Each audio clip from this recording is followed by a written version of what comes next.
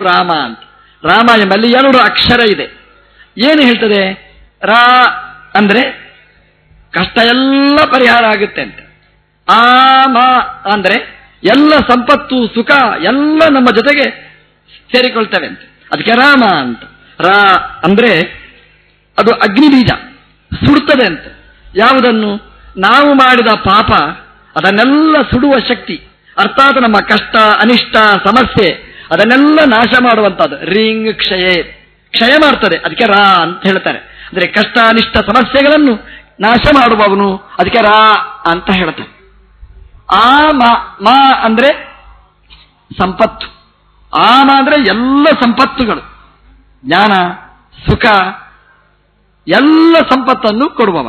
ಹಾಗಾಗಿ ರಾಮ ಅಂತ ನಾವು ಬಾಯ್ಬಿಟ್ಟು ಹೇಳಿದರೆ, ಬಾಯಿ ತುಂಬ ನಾವು ಹೇಳಿದರೆ ನಮ್ಮ ಕಷ್ಟಗಳನ್ನು ಪರಿಹಾರ ಮಾಡ್ತಾನೆ, ಇಷ್ಟಗಳನ್ನು ಕರುಣಿಸ್ತಾನೆ. ಅದಕ್ಕೆ ರಾಮ ಅಂತ ಹೆಸರು. ಅದನ್ನು ಗುರುಸ್ತೋತ್ರದಲ್ಲಿ ಭವ್ಯ ಸ್ವರೂಪ ಅಂತ ಹೇಳ್ತಾರೆ. ಏನು ಹೇಳ್ತಾರೆ? ಭವ್ಯ ಅಂದ್ರೆ ಏನು?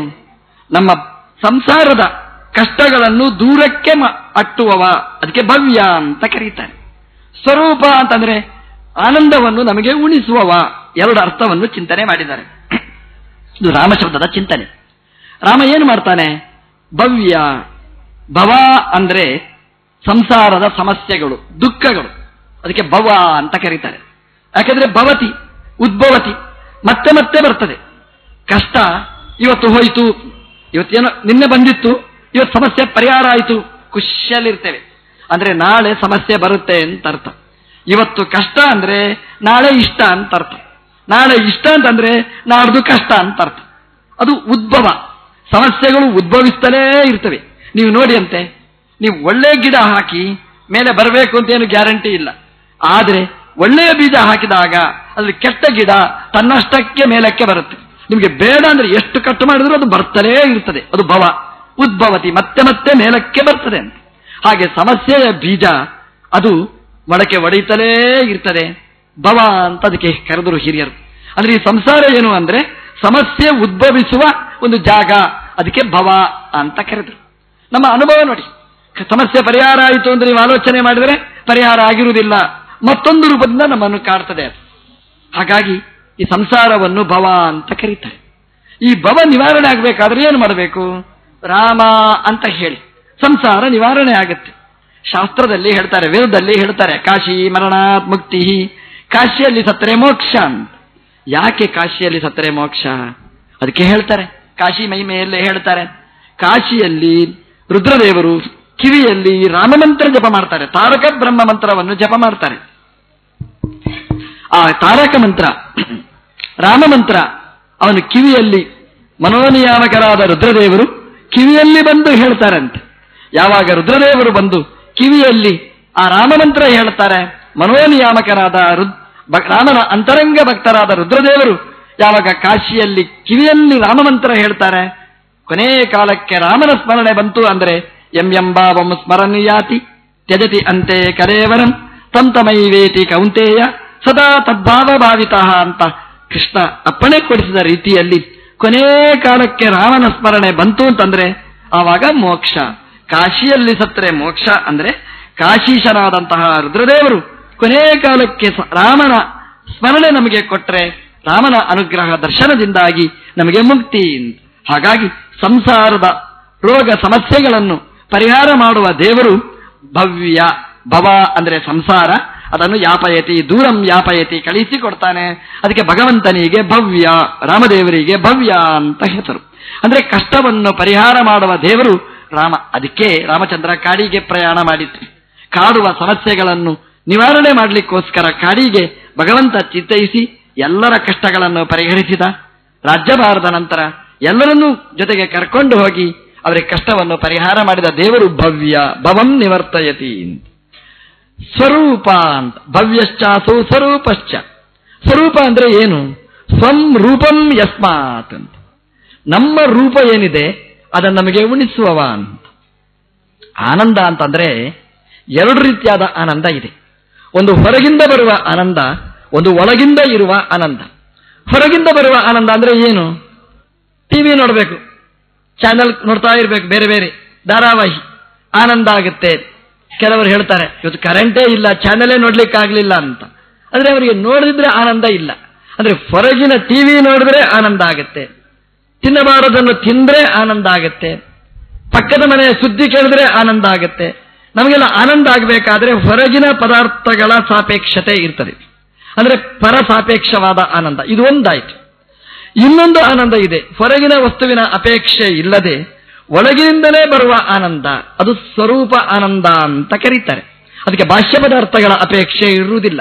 ರಾತ್ರಿ ಮಲಗ್ತೇವೆ ಅಂತ ಇಟ್ಟುಕೊಳ್ಳಿ, ಆವಾಗ ಇನ್ನೊಂದು ವಸ್ತುವಿನ ಅಪೇಕ್ಷೆ ಇಲ್ಲ ನಮಗೆ ಆನಂದ ಅನುಭವಿಸಲಿಕ್ಕೆ. ಯಾಕೆ ಒಳಗಿಂದಲೇ ಇದೆ ಆನಂದ, ಅದನ್ನು ಅನುಭವಿಸ್ತೇವೆ ನಾವು, ಸ್ವರೂಪಾನಂದ ಅಂತ. ನಮಗೆ ರಾಮಚಂದ್ರ ಕೊಡುವ ಆನಂದ ಎಂತಹದ್ದು ಅಂದ್ರೆ ಬಾಹ್ಯ ಪದಾರ್ಥದ ಸಾಪೇಕ್ಷವಾದ ಆನಂದ ಅಲ್ಲ, ಒಳಗಿನ ಸ್ವರೂಪ ಅಲ್ಲಿರ್ತಕ್ಕ ಆನಂದವನ್ನು ನಮಗೆ ಉಣಿಸ್ತಾನಂತೆ. ಇನ್ನೊಬ್ಬರ ಹಂಗಿಲ್ಲದೆ, ಯಾವುದೇ ಹೊರಗಿನ ಪದಾರ್ಥದ ಅಪೇಕ್ಷೆ ಇಲ್ಲದೆ ಒಳಗಿನಿಂದ ಇರುವ ಆ ಸ್ವರೂಪಭೂತವಾದ ಆನಂದವನ್ನು ಉಣಿಸುವ ದೇವರು ಅದು ರಾಮಚಂದ್ರ ಅಂತ. ಇಲ್ಲದೆ ಇದ್ದದ್ದು ನಮಗೆ ಬರುವುದಿಲ್ಲ. ಯಾವುದು ಒಳಗಿದೆ ಅದನ್ನೇ ಭಗವಂತ ಉಣಿಸ್ತಾನಂತೆ. ನಮ್ಮ ಸ್ವರೂಪವೇ ಆನಂದ, ಯೋಗ್ಯ ಜೀವರಾಶಿಗಳದ್ದು, ಅದನ್ನು ಉಣಿಸುವ ದೇವರು ರಾಮಚಂದ್ರ ಅಂತ.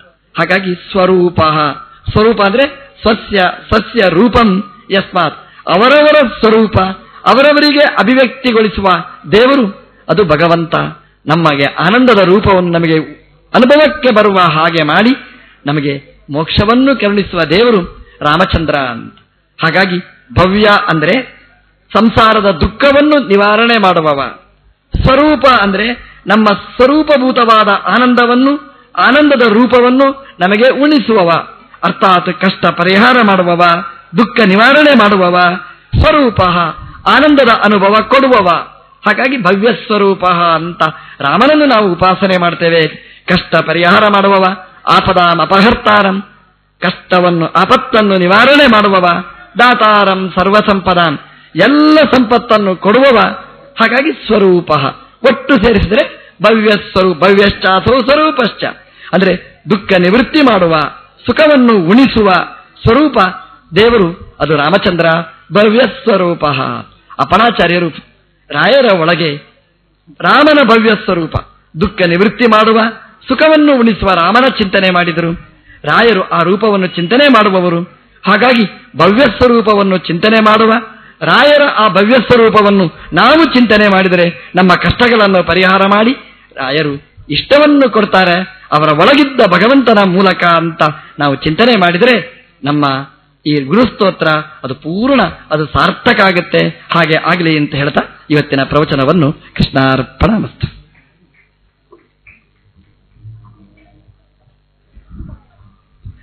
ನಮ್ಮ ರಾಮಕೃಷ್ಣಾಚಾರ್ಯ ಅವರು ರಾಘವೇಂದ್ರ ವಿಜಯದ ಪ್ರವಚನ ಮಾಡಿದ್ದಾರೆ.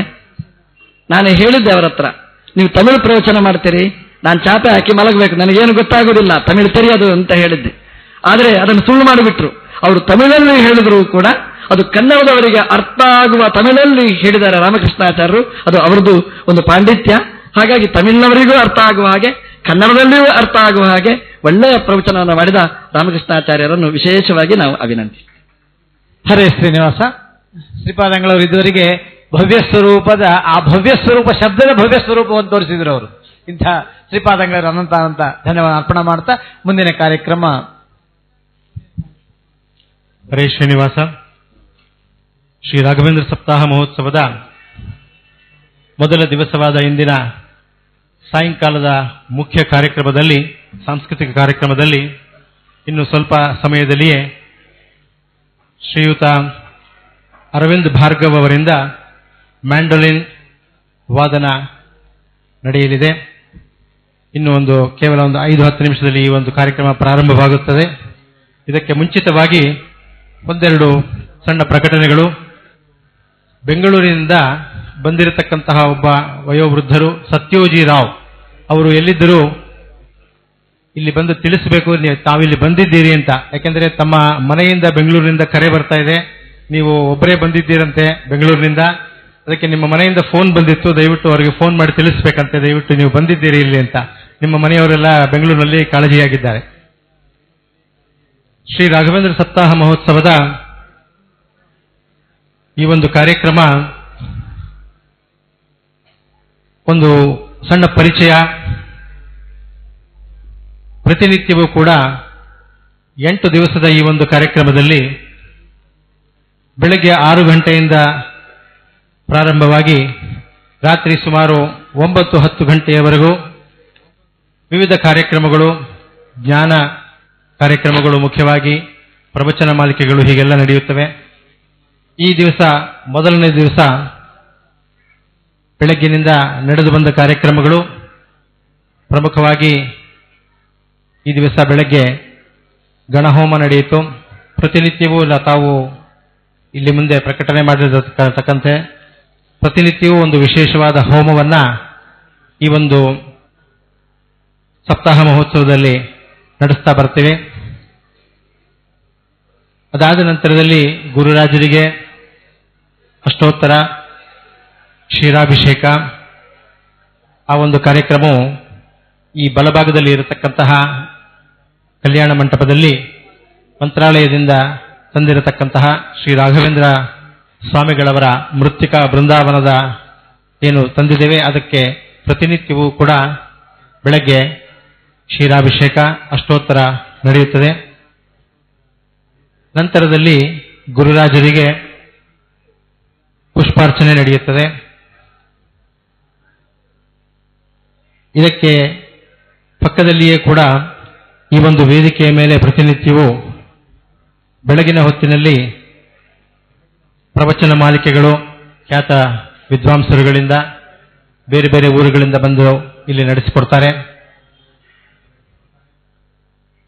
ನಂತರದಲ್ಲಿ ಪ್ರತಿನಿತ್ಯವೂ ಸಹ ಬೆಳಗ್ಗೆ ಹಾಗೂ ಸಾಯಂಕಾಲ ಎರಡೂ ಹೊತ್ತು ಪರಮ ಪೂಜ್ಯ ಫಲಿಮಾರು ಮಠಾಧೀಶರಾದ ಶ್ರೀ ಶ್ರೀ ವಿದ್ಯಾಧೀಶ ಶ್ರೀಪಾದಂಗಳವರಿಂದ ರಾಯರ ಸ್ತೋತ್ರದ ಬಗ್ಗೆ ಪ್ರವಚನ ಪ್ರತಿ ವರ್ಷವೂ ನಡೆದು ಬರತಕ್ಕಂತಹದ್ದು. ಈ ಒಂದು ರಾಘವೇಂದ್ರ ಸಪ್ತಾಹದಲ್ಲಿ ದೊಡ್ಡವರ ಬಾಯಿಂದ ಬಹಳ ವಿಶೇಷವಾದ ರೀತಿಯಲ್ಲಿ ನಾವೆಲ್ಲರೂ ಶ್ರವಣ ಮಾಡಲಿಕ್ಕೆ ಒಂದು ಅವಕಾಶ ಉಂಟು. ಬೆಳಗಿನ ಇನ್ನೊಂದು ಮುಖ್ಯ ಕಾರ್ಯಕ್ರಮವಾಗಿ ಶ್ರೀಗಳವರ ಸಂಸ್ಥಾನ ಪೂಜೆ, ರಾಮದೇವರ ಪೂಜೆ, ವಿಶೇಷವಾಗಿ ಎಡಗಡೆ ಇರತಕ್ಕಂತಹ ಒಂದು ಕಲ್ಯಾಣ ಮಂಟಪದಲ್ಲಿ ಪ್ರತಿನಿತ್ಯವೂ ಸುಮಾರು 10-10:30 ಅಷ್ಟೊತ್ತಿಗೆ ಪ್ರಾರಂಭವಾಗುತ್ತದೆ. ನಂತರದಲ್ಲಿ ಮಧ್ಯಾಹ್ನ ಭೋಜನ ನಂತರದಲ್ಲಿ ಕೆಲವೊಂದು ವಿಶೇಷ ಕಾರ್ಯಕ್ರಮಗಳನ್ನು ಸಹ ಹಮ್ಮಿಕೊಂಡಿರುತ್ತೇವೆ. ಮತ್ತೆ ಸಾಯಂಕಾಲ ವಿದ್ವಾಂಸರುಗಳಿಂದ ಪ್ರವಚನ ಮಾಲಿಕೆಗಳು ಮುಂದುವರಿಯುತ್ತವೆ. ಶ್ರೀಗಳವರ ಅನುಗ್ರಹ ಸಂದೇಶ, ರಾಯರ ಸ್ತೋತ್ರದ ಬಗ್ಗೆ ಇರ್ತದೆ. ನಂತರ ಒಂದು ಸಾಂಸ್ಕೃತಿಕ ಕಾರ್ಯಕ್ರಮ, ಒಂದು ಪಟ್ಟಾಭಿಷೇಕ ಕಾರ್ಯಕ್ರಮ ಇರ್ಬೋದು ಅಥವಾ ಶ್ರೀನಿವಾಸ ದೇವರ ಕಲ್ಯಾಣೋತ್ಸವ ಇರ್ಬೋದು. ಈ ತರ ಬಹಳಷ್ಟು ಕಾರ್ಯಕ್ರಮಗಳನ್ನ ಈ ಒಂದು 8 ದಿವಸದ ಈ ಒಂದು ರಾಘವೇಂದ್ರ ಸಪ್ತಾಹ ಮಹೋತ್ಸವದಲ್ಲಿ ನಡೆಸ್ತಾ ಇದ್ದೇವೆ. ಈ ಒಂದು ಕಾರ್ಯಕ್ರಮಕ್ಕೆ 2 ಮುಖ್ಯ ಸಂಘಗಳ ಒಂದು ಸಹಕಾರದಿಂದ ನಡೆಯುತ್ತೆ. ಮುಖ್ಯವಾಗಿ ಈ ಒಂದು ತಿರುವಳ್ಳೂರು ಕ್ಷೇತ್ರದಲ್ಲಿ ನಡೆಯತಕ್ಕಂತಹ ಇಲ್ಲಿನ ಎಲ್ಲ ಮೇಲ್ವಿಚಾರಣೆ ವ್ಯವಸ್ಥೆಯನ್ನ ಸರ್ವಮೂಲ ಪ್ರತಿಷ್ಠಾನದ ವತಿಯಿಂದ ನಡೆಸಲಾಗಿದೆ. ಇದಕ್ಕೆ ಮುಖ್ಯವಾಗಿ ಸಹಾಯಕ ಪೂರ್ವಕವಾಗಿ ಮಂತ್ರಾಲಯದ ಅರ್ಚಕರ ಕುಟುಂಬದ ಅವರ ಕಡೆಯಿಂದ ಬಂದಿರತಕ್ಕಂತಹ ಅಥವಾ ನಡೆದು ಬಂದಿರತಕ್ಕಂತಹ ಶ್ರೀ ರಾಘವೇಂದ್ರ ಸಪ್ತಾಹ ಕಾರ್ಯಾಚರಣಾ ಸಮಿತಿ, ಹೀಗೆ 2 ಸಮಿತಿಗಳು, ಉಭಯ ಸಮಿತಿಗಳು ಸೇರಿ ನಡೆಸತಕ್ಕಂತಹ ಈ ಒಂದು ಕಾರ್ಯಕ್ರಮ, ಈ 8 ದಿವಸಗಳು ನಡೆಯತಕ್ಕಂತಹ ಈ ಒಂದು ಕಾರ್ಯಕ್ರಮಕ್ಕೆ ಎಲ್ಲ ಭಗವದ್ಭಕ್ತರು ಕೂಡ ಪ್ರತಿನಿತ್ಯವೂ ಬಂದು ಭಾಗವಹಿಸಿ ಹರಿವಾಯು ಗುರುಗಳ ಕೃಪೆಗೆ ಪಾತ್ರರಾಗಬೇಕು ಅಂತ ಕೇಳಿಕೊಳ್ತಾ, ಇನ್ನು ಈ ಮೊದಲ ದಿವಸದ ಈ ಒಂದು ಕಾರ್ಯಕ್ರಮ, ಸಾಯಂಕಾಲದ ಕಾರ್ಯಕ್ರಮ ಮ್ಯಾಂಡೋಲಿನ್ ಕಾರ್ಯಕ್ರಮ ಇರ್ತದೆ.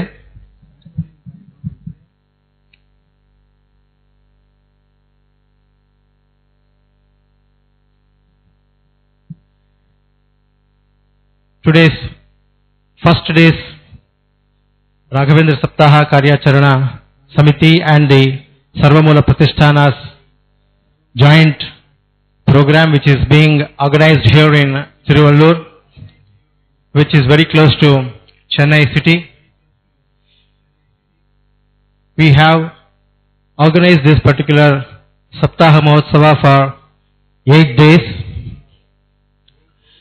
In these 8 days, right from morning, till late in the night, up to about 9 or 9:30 in the evening. We would have various programs, predominantly focusing on the religious activities, and of course, discourses from various eminent scholars whom we have invited from various parts of the country. Lot of focus only on the religious activities will be performed in this particular 8 days Saptaha Mahotsava. It's a great occasion for every one of you to participate in this particular program. As I already said in the beginning of inauguration function, all these 8 days programs would be telecast, or I would say webcast, through a separate web channel what we have under the name of www.saptaha.com, wherein you would be able to view all the programs that would be webcast right from morning Suprabhatam to the late night evening cultural program. These programs would also be, put in an archive. Supposing if some people are not able to see that, they would be able to, switch over to the archives and see this. All these facilities are also provided. I request all the webcast viewers to provide your feedback as to the quality of the webcast which is being made, because this is a small place. We have a lot of constraints, some dependencies here in making all the logistics make available here. But with the available logistics and with the available features and the facilities, we have been trying to do a very good job. All these have been possible with the blessings of His Holiness Sri Sri Vidyadisha Sripadangalavaru, who has been with us, who will be with us for all these 8 days Sri Raghavendra Saptaha Mahotsava with us. Now today's evening's main program, main cultural program, what is scheduled now is mandolin concert by Sri Aravind Bhargav. Before the entire troupe gets set, let me just give a brief introduction of the entire team.